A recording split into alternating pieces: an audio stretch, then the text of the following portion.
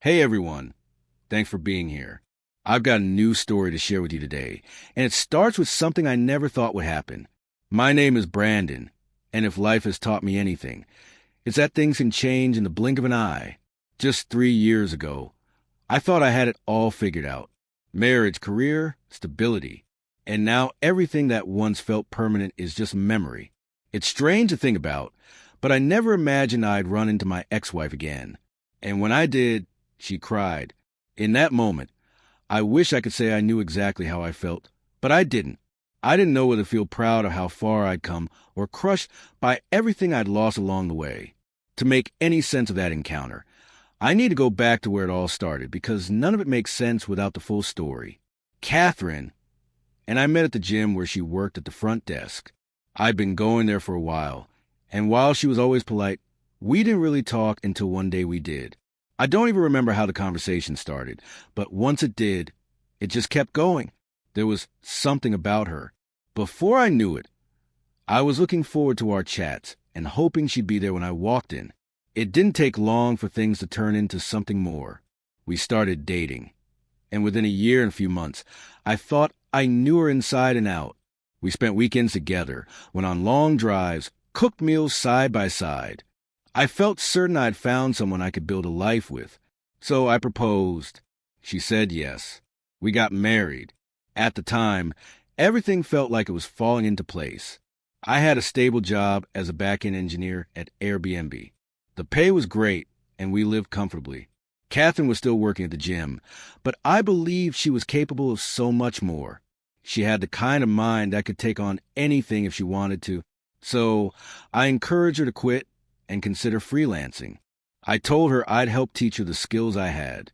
We had the financial cushion to take the risk, and I wanted to see her do something she actually enjoyed. She agreed. We were starting a new chapter, and we were hopeful, talking about the future, maybe even kids. But then everything changed. When the pandemic hit, the whole world shut down. Airbnb took a major hit, and I was one of the many caught in the layoffs. There wasn't much explanation, but at a time like that, I guess no one really needed one. I tried to stay positive. I threw myself into side projects I'd been putting off, hoping I could turn one of them into something sustainable, but the money wasn't the same, and soon we had to face reality. I sat Catherine down and told her we needed to cut back. I told her I couldn't keep things going the way they were, and we both had to adjust. I thought she'd understand. I was wrong. She didn't take it well. Something in her shifted after that. The warmth I'd known disappeared. The small disagreements we used to laugh off turned into full-blown fights. It got to the point where every little thing sparked tension. She started treating me like I was a burden. She called me lazy, told me I wasn't trying hard enough. I was doing everything I could, but it never seemed to be enough for her. I didn't recognize the woman in front of me anymore. She wasn't just stressed. She seemed to resent me, and the more I tried to fix things, the worse it got. Eventually, she said she wanted to visit her parents. I thought the space might help. Maybe a break would clear her mind and give us a chance to regroup. But once she left, everything went silent. She barely responded to my texts. Calls were ignored or cut short. Her tone was cold, distant. Weeks passed, then months.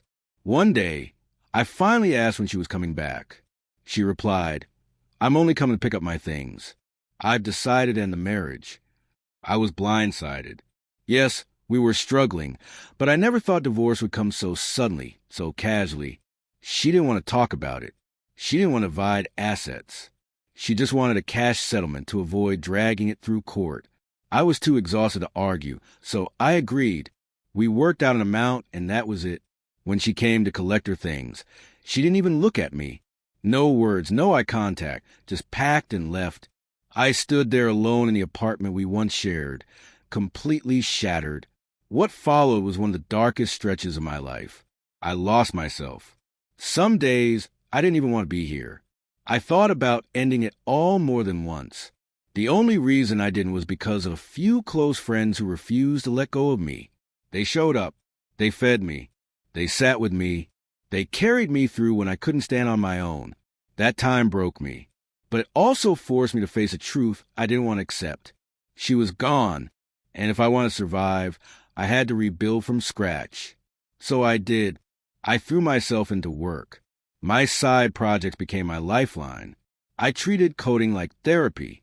I'd wake up and work all day reading, building, testing, failing, then starting again. I didn't know where it would lead, but I was determined that if life had knocked me flat, I wouldn't stay there.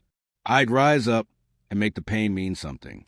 There were days when I'd sit alone, thinking about how far I was from where I wanted to be. Most months I barely scraped by. I was making six figures, not even close, but I kept grinding. At a certain point, it wasn't just about chasing success anymore. I needed it. I needed proof that I hadn't hit my peak, that I wasn't finished just because my marriage had collapsed. 2 years passed like that quiet hustle, slow progress. Then something unexpected happened. One of the features I had built on the side as part of an AI tool started catching attention. At first, a few small businesses reached out to try it out. Then interest began to snowball. Word of mouth kicked in, and suddenly I was fielding emails from bigger companies, ones I used to dream about working with. I thought it might just be a fluke, but the messages kept coming. That's when I realized I had built something with real value. Then came the email I'll never forget. A major tech company, one I'd admired since my days working at Airbnb, was interested in acquiring my startup. I stared at that email for what felt like hours, rereading it over and over. I called my team, and we sat down to talk things through. When we finally saw the numbers, we were stunned. It wasn't just life-changing money. It was the kind of money that could change generations.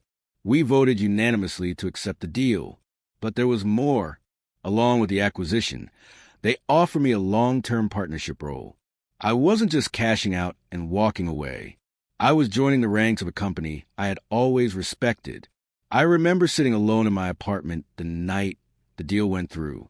No big celebration, no toasts or cheers. Just me, quietly sitting with the weight of everything I had endured, finally realizing I had made it. It had been years since Catherine left. I hadn't seen or heard from her in ages.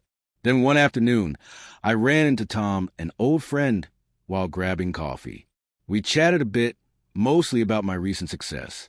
Then out of nowhere, he asked how I was doing after the whole thing with Catherine. I told him I'd moved on, focused on work.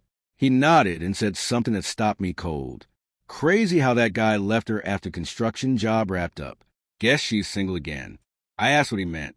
What guy? What construction job? Tom looked surprised. He thought I already knew, but I didn't. He explained that during the lockdown, Catherine had been living with someone else. Some engineer she had apparently been seeing while we were still married. Tom had seen them together a lot. Turns out she never went to her parents like she told me. I had ignored everyone after the divorce, including Tom's calls. So I never got the heads up. That moment shattered something in me. I always held on to the idea that maybe our marriage just didn't survive the pressure. But knowing she had been living a double life during it, that cut deep. Still, I didn't let it pull me back into that dark place. I had come too far. A few months later, the company that acquired us invited me to speak at their annual corporate gala, an upscale black tie event. Since I was now a partner, I was given the stage. I dressed to the nines that night. As I looked in the mirror, I saw someone I hadn't recognized in a long time. Someone strong, someone proud. The venue was stunning, all polished marble and soft jazz. When they called me up, I walked on stage feeling calm and ready. But then out of the corner of my eye, I saw her. Catherine. She was sitting at one of the tables in a beautiful emerald gown. She looked just like I remembered, elegant, composed. I found out later she had come as someone's plus one. But in that moment, seeing her, everything inside me shifted. I had a polished speech prepared, but I didn't use it. Instead, I spoke from the heart. I talked about patience, how sometimes we have to lose everything before we find what we truly need. I talked about pain and how it can shape us if we let it. To the room full of execs and partners, it sounded like I was reflecting on corporate growth strategies. They nodded along, smiling, but really every word was for her. When I finished and stepped down from the stage, I saw her wiping tears from her face. I don't know which part hit her the hardest, but I knew she understood. I mingled after that, smiled, shook hands, but I noticed she kept watching me. It was like she was waiting for a chance to talk, but it never came. I was too busy, too surrounded. About a week later, I got a text from an unknown number. It was short. "Can we meet? I'd really like to talk." I didn't need a name to know who it was. I stared at it for a while, then left it on read. Eventually, I blocked the number. I didn't want to go back. It had been 3 years since she walked away, and whatever she had to say didn't matter anymore. That chapter was over. I had written something better since then. Looking back now, I learned a lot about people, life, and myself. Patience is powerful. When everything fell apart, I was scared. I didn't know how long it would take to feel whole again. But rushing things, making decisions out of fear, that would have destroyed everything. Rebuilding took time. There were sleepless nights and days where I felt nothing at all. But I focused on what I could control. Eventually, the pieces started falling into place. Not quickly, but steadily. And I almost gave up. I came so close to quitting on myself.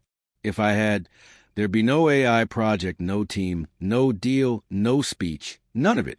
That's why I want to say this to anyone out there struggling. Please don't give up. You don't know what the future could hold if you just hang on a little longer. Lastly, pain doesn't have to just sit there. It can fuel you. It can shape you into someone stronger. I didn't do all this to get revenge or prove anything to anyone. I just refused to let the pain go to waste. I used it, and that's what got me here. So let me ask you, if you were in my position, what would you have done? Would you have blocked her? Would you have answered? Would you have taken her back? Drop your thoughts in the comments. I want to know. This isn't just my story. A lot of people go through this kind of thing in different ways. And if this story hit home for you, made you think, or helped you feel seen, give it a like and share it. It helps more than you know. Thanks for listening. Take care of yourself.